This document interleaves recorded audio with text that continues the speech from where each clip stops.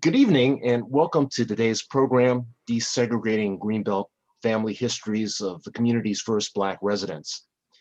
This program is being offered by the Greenbelt Museum as a part of the city's Black History Month observations. So special thanks to Megan Syrian-Young, director of the Greenbelt Museum, the Greenbelt Black History and Culture Committee, chaired by Lois Rosado and Leanne Irwin, and also Greg Varda of our Recreation Department. My name is Emmett Jordan, and I've been a Greenbelt resident since the year 2000 and have served on the Greenbelt City Council for the past decade.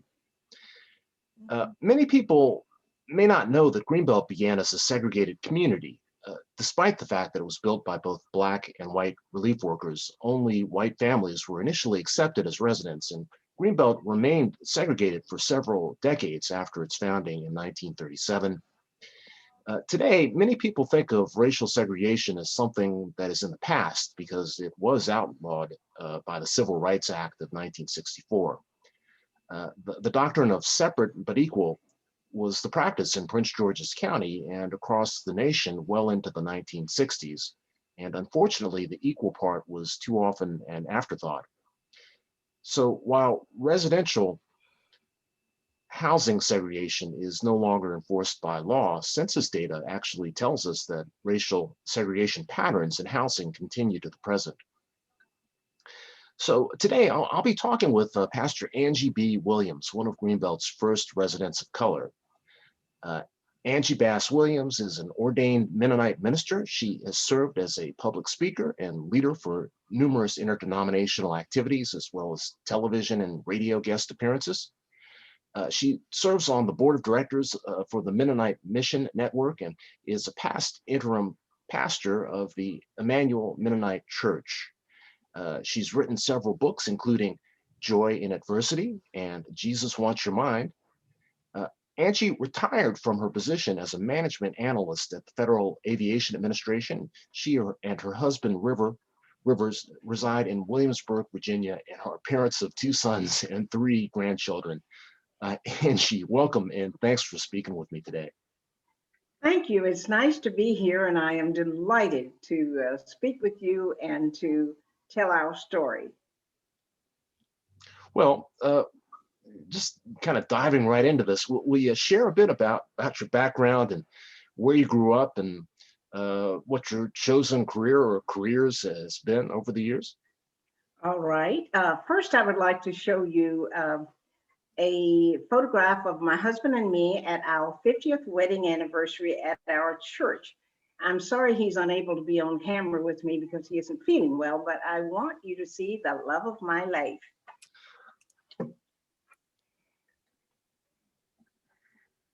That's a beautiful picture. Thank you. Was that this year or when was that? No, actually, we celebrated our 57th anniversary. That was number 50. You're truly blessed. I am, and we are. Yes, he's still my best friend. Well, I grew up, I was born in North Carolina. We moved to Newport News, Virginia when I was a girl. And I went to school there and graduated from high school, a segregated one, of course, in Virginia. I am number 7 of 9 children. My father was a lay minister, so we grew up in a Christian home. One of the things I wanted to do so much was to become a stenographer. Wow. In my early years, this was what I chose to do. So I trained for that and went to work at Fort Monroe, Virginia, as a stenographer when that place was almost totally segregated. I could not even have lunch at the Chamberlain Hotel right across the street. Not surprising. However, absolutely, it was right across the street from the commanding general's office. However, I was not allowed to be there. But I did go to work. It was very, very competitive, very few people of color. It was a military base, of course, and very few soldiers of color. However, I thrived there pretty well because I worked and worked and worked some more and was rather perfectionistic in my work and enjoyed it, loved it, and probably I was the worst critic of myself. So if I could please myself, I've never worked for anyone else who wasn't happy with me. So this was kind of what we did. And at the same time, I did various things in the church setting. And that's gone on for many years. I still have a fairly active speaking and ministry career. Yeah. How long did you work for the military? I worked in the Pentagon for about 2.5 years. That was all I could take during the Vietnam War because the pressures were tremendous. I Yeah. took a downgrade just to leave. Hmm. I had worked at Fort Monroe for 5 years, worked in the Pentagon for about 2.5 to 3 years. And I transferred then to Smithsonian in order to just to get away from the classified material and all of those things in the Pentagon. Right. The Smithsonian's a very large organization, but it's still public service. I actually worked for the Smithsonian for a couple of Did years you? briefly. Yeah, briefly. It's a conservative organization on the inside. It's great institution. I But enjoyed working for Air and Space, and it was during those years when NASA was doing a lot of testing. I had worked for the only forensic pathologist in the Navy at one point, and that was at the time when the 3 astronauts burned on the launching pad. yeah, Gus Grissom. So we were involved with that, and then I went over to Air and Space and worked. Yeah. Actually, the museum, the medical museum, was not a part of Smithsonian, but it was on those grounds. Then I went to work at the Air and Space Museum and enjoyed learning to know a lot of those involved with the space program. Yeah, they're doing extensive renovations on that building right now. I know I was disappointed last year. I took a Canadian visitor up there who is so interested in aeronautics and had not realized that they were renovating, and he was sorely disappointed that he did not get to see everything. But the other museum, that Uvar Hudzi Museum out by Dulles, huge museum. So many Yes, airplanes out there. we were there for about 3 hours, and it was a great experience. Yeah, I don't want to get too far off the subject. So tell us a little bit about where were you living in the 1960s and why did you start looking for housing in the DC area? Okay. In the 1960s, I was working at Fort Monroe, which is about 10 miles from Langley Air Force Base. And apparently, if the movie Hidden Figures has validity, I was probably working 10 miles away from where all of that occurred, but I never knew anything about it until recently. I was attending a Mennonite church, which was the only integrated facility that I'm aware of. From the time I was a girl, I attended a Mennonite church in Newport News, Virginia. Well, Rivers and I were married during that time, and that's when I transferred to the Pentagon and we moved to Washington for a period of time. After a couple of years of marriage, we were saving and saving and saving and attempting to get a down payment for a home. And we wanted to be very careful where that home would be located. So this is where the search began and the disappointments began. If I could ask, what were your impressions of Prince George's County and when and how did you first hear about Greenbelt? Prince George's County has just done a 360 in so many ways. And so what did you hear when you talked to your friends or neighbors about thinking about moving out to Prince George's County? Well, that was a little hard for some people to understand, but Rivers and I had a few goals in mind. One is we wanted our children, future children, to grow up in an integrated neighborhood. I was accustomed to that kind of church for many years, and we wanted them to grow up in a good neighborhood, a safe neighborhood, where they could get the best education and that sort of thing. We did not know a lot about Prince George's County, but that is where we had chosen to locate. So as we were still living in Washington, D.C., in an apartment and saving for down payment, we came across an ad for a home in Prince George's County that sounded like it would meet our needs.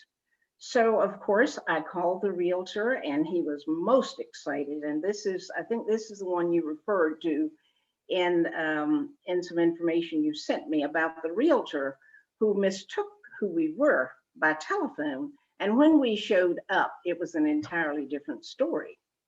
And if you want more details of that, of course, I will tell you what happened.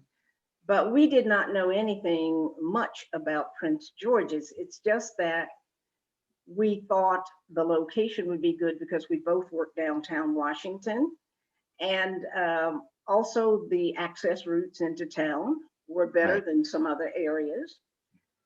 But we did not know a lot about the housing situation, and it took us by surprise when we tried to answer ads to buy a home. And let's get back to that in a moment. Redlining and blockbusting were not uncommon real estate practices during the 50s and the 60s. Are you familiar with these practices?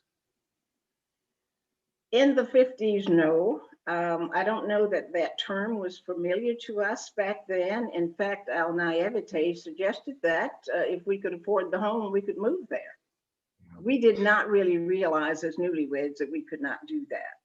Yeah. I'm from Cincinnati, Ohio originally, and my mother worked for a time with an organization called Housing Opportunities Made Equal. And when a complaint about racial discrimination in housing was referred to them, they recruited white and black volunteers to serve as testers. And these testers would respond to real estate or rental ads to verify that the people were being treated fairly. In your book, one of your books, Joy in Adversity, you did describe this incident of blatant racism when you were looking for a house. Can you tell me any more about that? Or I am surprised. Happened to you, may have happened to you several times, maybe sometimes Yes. without even knowing about it. Well, one incident was when I responded by telephone to a newspaper ad where the realtor, when I contacted him, told me the seller was quite anxious. He was somewhat desperate. He could even get a better deal for us on the house and all of that. So it sounded very good. We made an appointment, and Rivers and I went over, and there was no one out in the reception area. So what we did is we just stayed there and waited. We could hear someone talking downstairs and walking in our direction. He rounded the stairs and he saw us. He says, "What do you want?" And Rivers said, "We're Rivers and Angie Williams. We're here to see a home." And without missing a beat, he said, "Can't show it to you." Mm. We thanked him and turned to leave. We always decided we would never stoop to the level of repaying whatever was dished out to us. Right. So we continued to smile and be kind. We turned to leave. We thanked him. He followed us out to the car. He shook my husband's hand with both hands and tried to invite us to a neighborhood that we had heard enough about it, that it was a very undesirable and unsafe place to live. And we were determined we would, since we were taxpayers, we would not be told where we could not live. So in our own gentle way, we would continue to look, and being we had recently integrated a Mennonite church up there for that particular congregation for the first time, we were familiar with a lot of people in the general area. Right. So we wanted to live in the area of Greenbelt, College Park, somewhere over there.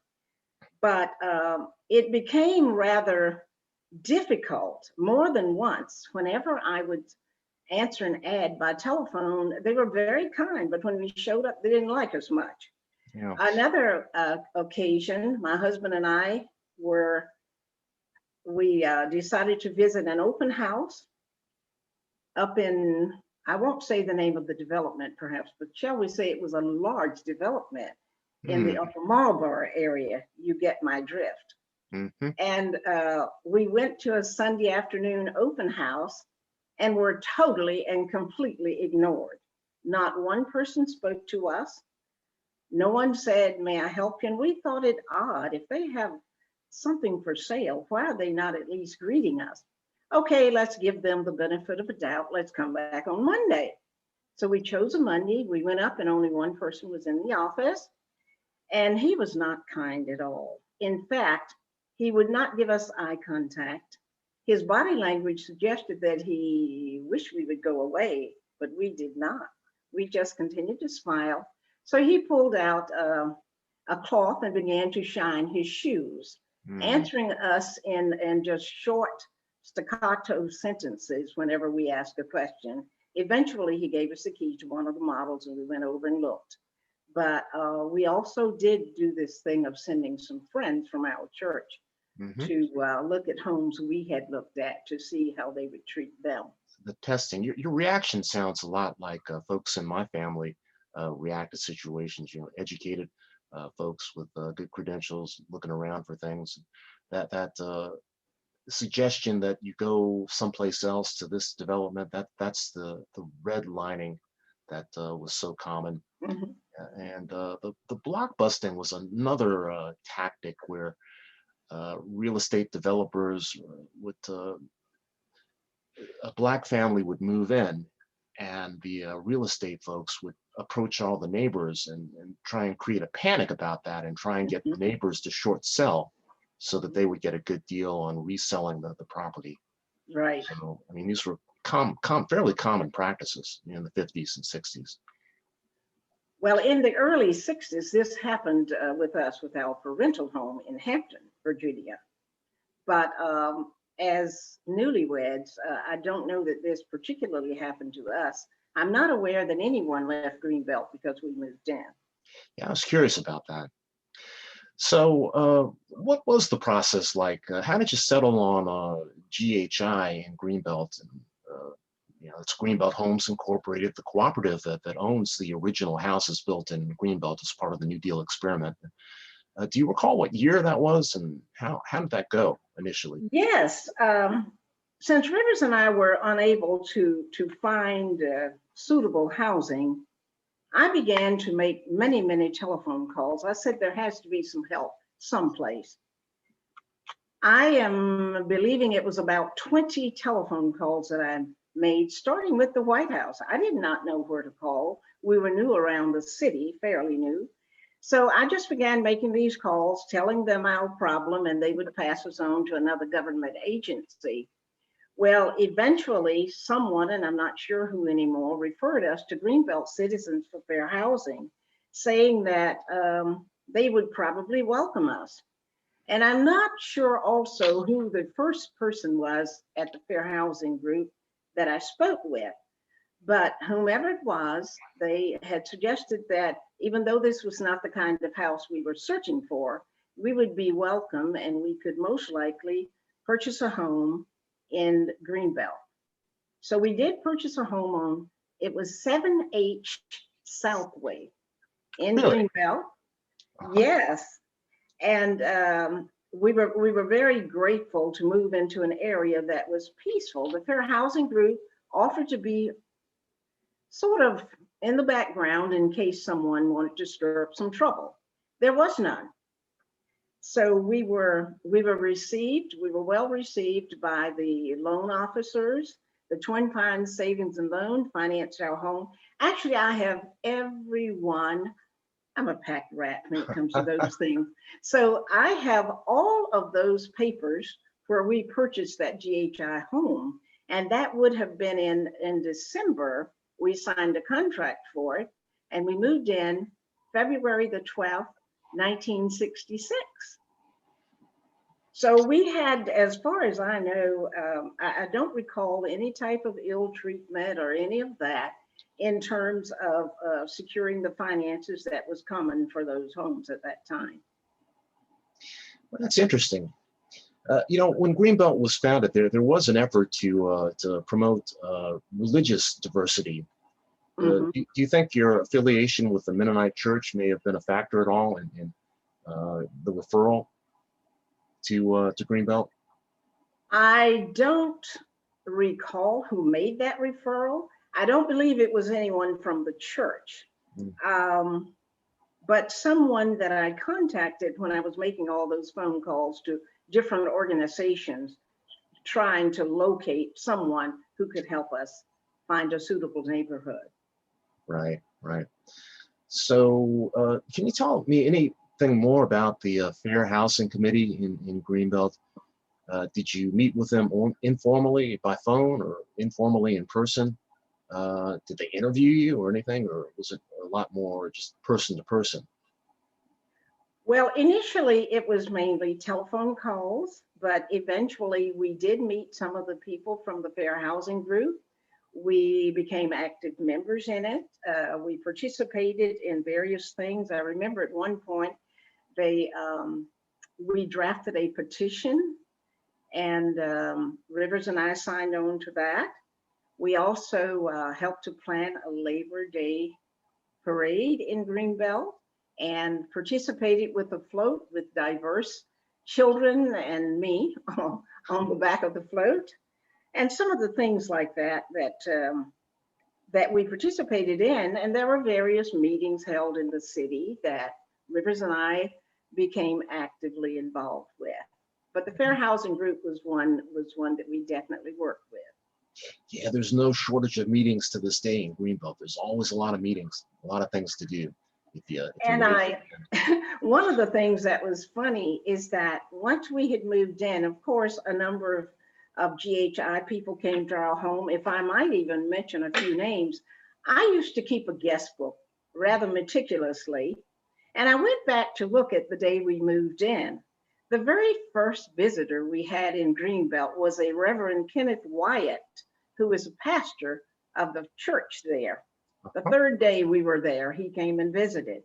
Following that, there was a Mrs. Latique, a Mrs. Miriam Cornelius, Mr. and Mrs. Robert Aubach, Yeah.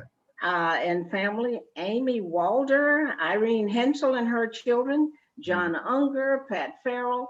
There was just a whole string of people. And eventually we met Bert and Marjorie Don and became friends. And Bert was a very, very interesting man, very brilliant man, and so is Margie. We named our second son in honor of Bert Don. His name is Bertram Don Don Williams. is that right? Margie and I are still friends. Bert and Margie had visited us after we moved to Harrisonburg and spent the night with us and so forth. And Margie and I are still in contact. Yeah. That's fantastic. Those names that you mentioned, several of those individuals are still have relatives or still have strong connections. And I think there are still a few members of the committee that are, here in Greenbelt. I'm thinking, I know I was talking to a gentleman, Jordan Choper, and his wife, Eva, apparently were active in that committee at some point. And he is still around and still active in Greenbelt. I don't remember that name. Okay. So you lived in Greenbelt though for in GHI for a number of years, and at some point you moved. I'm not going to say that you moved up, but you moved to a different part of Greenbelt, to Boxwood. How long were you in GHI? We were in GHI from February 1966 until November 1968. Because remember, that was not the type of home we were seeking initially. So when we were able to save up enough down payment and so forth, we did buy a home in Boxwood, over on Periwinkle. Yeah, and I better be careful. It's definitely not moving up, but a lot of the GHI homes are smaller. If you have a growing family, a lot of people are challenged with some of the space issues. Right. So was there any, did you know of other African-American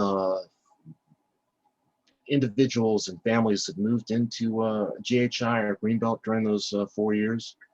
Did you know of any other? I'm not aware of anyone who moved into that housing. However, when we moved into Boxwood, there were already a few people of color, some Americans, some not, but a few people of color who already lived there. So not too many, but just a few that we met over there. And it sounds like that move was very intentional to stay in Greenbelt. It was. We loved Greenbelt, the Greenbelt Lake, the cultural offerings, and the small town feeling. It was almost felt like a family. And we felt that we were very well accepted. Now, don't think we were not patronized. We were. One of the things that drew us a lot of laughs is that if I went down the street with my pushing the little guy in the stroller, or wherever I went, grocery store, anything. Oh, you're Angie Williams and your husband works for the FBI and you work in the Pentagon and da da da, you know, they knew all about me and sometimes left without telling me their name. So I felt like we were always on exhibit, but it wasn't generally in an unkind way. When there was a city meeting or any kind of event occurring, sometimes we would get several calls. Do you know about it? Are you coming? Can I give you a ride? And of course, this became a joke with our next door neighbor. I'd say, well, they don't care if you don't come, but they sure care if we don't come. So we learned to make a joke out of a lot of things rather than taking offense. You know, we made a joke out of it. So I'm just wondering, so in general, people knew who you were involved in the community and Labor Day Festival and probably a lot of other things on. And you were probably recruited to serve on a lot of committees and become active in a lot of different things. But I'm just wondering, just with your interactions, you know, Greenbelt as it is now, we're a very diverse community, but you know, there's still some patterns, you know, of diversity. I mean, the old historic Greenbelt is not as diverse as other parts of the city, and I think that has to do partially with just the housing stock, with the availability of space and the kind of needs that families may have. But I'm just wondering if occasionally, you know, did you in fact have some interactions that were not so pleasant, or hear of rumors or gossip in Greenbelt or in Prince George's County? Because really, you know, Greenbelt's not an island, and Prince George's County has been, you know, it's changed a whole lot and was not as it is today back in, you know, 1965, 66, 67, 68. Are there some parts of Prince George's County that you would, you know, avoid going to? Were there parts that we avoided? Absolutely. Yes. I don't want to single places out because I don't wish to offend someone who may have lived at some of these places. But shall we say there was a particular area that I believe would be a bit northeast, perhaps, of Washington, where a lot of either internationals, Blacks, or whatever were relegated to, which is the same area I said we refused to live. Now, there were all kinds of reports about crime and those types of things, which were not peculiar. The Greenbelt just did not seem to have any of that. People seemed to live together pretty peacefully there. Rivers and I did not sense any danger when we lived there at any point. Sometimes, you know, some interesting stares and some interesting remarks, but never anything that we would consider to be unsafe or really unpleasant. There was a situation where the mayor of Greenbelt held a reception in his home, and I don't recall anymore what the focus of that was, but I remember the chief of police, the city manager, and so forth attended, and a few people of color. And it was one of those meetings that I think that was well-intentioned and meant to introduce those few of us who had come to Greenbelt to the larger population. So that was pleasant, although again, it was one of those, I know your name and I know where you work, so forth. Well, as a parent in Greenbelt at that time, the schools were beginning to desegregate, and busing was instituted at some point. And I'm convinced, you know, people don't talk about it much at all, but I'm convinced in the back of some of our residents' minds, it's a big deal, you know, being told that you have to go to this school as opposed to the school that is closer or that is in walking distance. Did that happen while your children were in middle school or high school or elementary school? We did not live in Greenbelt for a number of years. We left and went down to Eastern Mennonite College in the early 70s.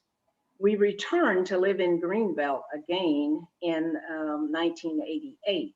And our son, we moved near Roosevelt High School, and one of our younger son ended up graduating from there. So he was not bused any place or any of that, but I think there were young people being bused in from other areas. but we were there in Greenbelt, living near that school quite purposefully. Right. Did you hear much talk about that in the community?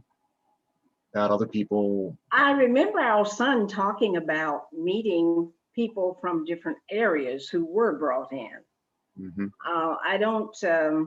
I don't know that he had any particular issues. He was good at football, which helped, and he had good scholastic standing and so forth. So he had no issues there. But I do recall Bert talking about some of the students being bussed in. Yeah. But I don't know the details of it, what occurred there. Okay. And I'll just ask a couple more questions. During the early years when you're here, 64 through 68, once again, not so much in Greenbelt, but outside of Greenbelt, with your shopping and taking in recreational amenities, or going to a movie, were there some places that you avoided going to, or did you feel like any place in Greenbelt and northern Prince George's County was safe and welcoming? I did not feel that any place in Greenbelt was not safe and or welcoming. We always felt rather comfortable as long as we were in Greenbelt. There were certain areas that if we needed to drive through, we wanted to accelerate through there. And we picked our restaurants and entertainment and so forth based on its location. Mostly with living that near Washington, D.C., it's just easy enough to have cultural events. And as newlyweds, we didn't have a whole lot of money. So we did a lot of touring on the malls downtown, the Smithsonian, museums, the zoo, and those places. And we generally were able to find places where we could eat or, picnic or do whatever we wanted to do. I don't believe we felt too restricted, although we realized that integration was not particularly what existed in the early days when we came to Greenbelt. There wasn't a lot of integration in Prince George's County. Yeah, you mentioned accelerating in certain neighborhoods. My parents, there were certain neighborhoods in the Cincinnati area that you would not want to accelerate in because they would pull you over and give you a ticket in a flash. So this is so interesting, speaking with you and having a chance to get to know you a little bit. I was wondering, are there any additional stories or ideas or thoughts that you'd like to share? I do recall an interesting little thing that occurred to us when I decided to go back to work. My manager at the Smithsonian just would not give up on having me come back to work after we had our first son. Rivers and I had lost our first 3 babies, and when we finally got one we could keep, I had no intention of working for anyone except my husband and son right then. But my boss wooed me back to the Smithsonian Air and Space Museum, and I was looking for a babysitter at some point. I put an ad in the Greenbelt News Review and got quick response from someone who lived in GHI Homes. At that time, we were living in Boxwood Village. I took our little boy and we went over to visit this lady and her couple of children. They were kind enough, but I was barely back home when I got a telephone call detailing how ill some relative had become and she wasn't going to be able to babysit for us and this and this. Well, of course I was suspicious as to, that he had fallen ill in the last few minutes and all of this had occurred. But, and I have to admit, I did write an opinion piece for the DNR without calling her name, but I wanted to expose this. So from time to time, things like that or similar to that might occur. There were other things like when we had 3 different babysitters from some other country who lived in with us and helped out. And 2 of them were from Holland. And I can recall people asking questions when she and I would be out with the baby in the stroller, looking at us and wonder whose baby it was. And someone called me in the hospital when I gave birth. and asked what color our baby was. That was a Greenbelt resident. I thought that was kind of funny. But we had, most of all, some very, very interesting experiences when we were about to move from Boxwood, knowing there was still a lot of prejudice going on. Rivers and I decided to take down all of our family photographs before people could look at the home. And we fixed it so they couldn't tell who lived there, because we did not want that to be a factor. I did forget that when we moved in, something interesting occurred. The home in Boxwood was about 18 months old, something like that. And we were told a tale by a realtor that, you know what, they were selling for this, this, and this. We signed a contract. And I don't know if this was prejudice, it was ignorance, or just, you know, ambition on his part. But he quoted us one thing, and the seller was not willing to sell for that amount. So eventually that became rather sticky, and he was fired from the firm. The firm stood by what the realtor had quoted and what the price we had signed for when we purchased a home in Boxwood Village. So I don't know if that, you know, everything isn't race, some of it's other things. And we are not as quick to say that. Rivers and I have attempted to help the cause of integration by simply becoming lifetime friends with various people, having all sorts of people from all over the world in our home, hosting international students and things like this to teach our children the value of all people, God's creation. It's powerful. You mentioned writing an article for the News Review. Did you write articles for the News Review from time to time, or what are some of the other community groups in Greenbelt that you became active in, like athletics or sports for the kids? Well, our children were not, when we lived in Greenbelt was in the early years. We had our first son there, but we didn't have a child old enough to be involved in athletics. I did not do a great deal of writing back then, except pieces I wrote for the church or by request or things like that. Occasionally, I did write something for the News Review. At the moment, I'm not recalling just what that was. But later, when our son went to Eleanor Roosevelt, we, of course, followed that because he was involved in football. Yeah. Hey, how can people find out more about the books that you've written? Right now, I don't believe that Barnes and Nobles or Books A Million or some of those that I did signings for, I don't know if those books are still available through them or not. I am able to get the books from the publisher at this point. I don't do book signings much anymore because it just got to be a bit more than, you know, my ego was satisfied on the first book, so I didn't do any more of that unless it's someplace where I'm speaking. But if anyone wants to be in touch with me, I can find books for them. They can go on the internet on Amazon, and I believe that's how Megan found hers. I'm not sure. And I'm sure that Megan has your information, so if someone wants a copy of the book, you can probably contact Megan. Ms. Williams, you know, thank you so much for speaking to me today. Your comments really have helped me to sort of fill in some of the gaps about African Americans in Greenbelt. And I hope your husband's feeling better.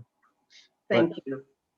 On behalf of the Greenbelt Black History and Culture Committee, the Greenbelt Museum, and the City of Greenbelt, I'd like to thank you for participating in this dialogue, this discussion, storytelling, and it's just great, really great to talk with you and to meet with you.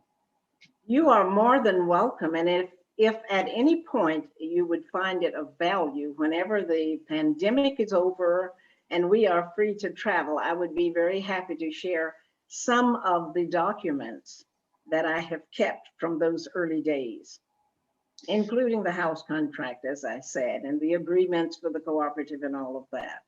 Yeah, I'm sure that we would love to actually have access to those documents, or if you ever get to the point where you're cleaning your closet or your file cabinet out, you'd like to get rid of a few things, I'm sure Megan would love to take a look and maybe take provenance of some of those items. So, Well, at some future time, we'll work with that, okay? okay, thank you very much. Thank you so much. God bless you. God bless you. Thank you. If anybody wants more information about upcoming programs, you can visit the City of Greenbelt's website at greenbeltmd.gov, or by going to the Greenbelt Museum's website, which is greenbeltmuseum.org. Once again, Ms. Williams, thank you so much. You are most welcome. Take care. Thank you. Bye. Thank you. Bye.